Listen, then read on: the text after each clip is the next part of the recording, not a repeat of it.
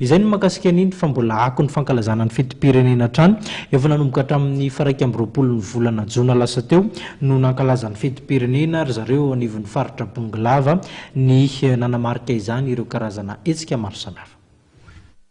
Ny zoma faraika amby roapolo ny volana jona teo no nanomboka ny fankalazana ny fetin'ny fahaleovantena tany amin'ny faritra Bongolava.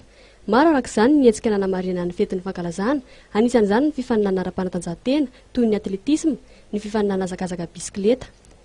Ka ao mahalienina amby roapolo jona fetin'ny fahaleovantena no nizarana ny loka ho andreo nahazo ny larina voalohany, faharoa ary fahatelo. Nisy ihany koa ny fandefasana ny afomanga izay nitarihan'ny kolonely Rakoto Salama.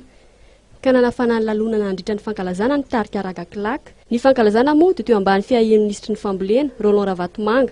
Ny olona mila mena malalaka araky ny toromarika avy any amin'ny fotoana tetezamita ny hoe ao anatin'ny filaminana sy fankatiavana sy fihavanana no ankalazana ny 26 dia voatery tsy maintsy nijerena hoe ahoana ny toerana ahafahan'ny olona mba mahita ny iray manontolo ary ampilaminana ato zany ny toerana hita hoe malalaka ihany koa dia ny kapisimo mbola nampiasaina ombaly amin'ny faninanana ara-panatanjahantena ka tsy misy fihavahany reo ary tsy misy antony manokana fa dia hoe ahoana ny ahafahan'ny olona mianko ny vanim-potoana ny fankalazana ny fahaleovantena.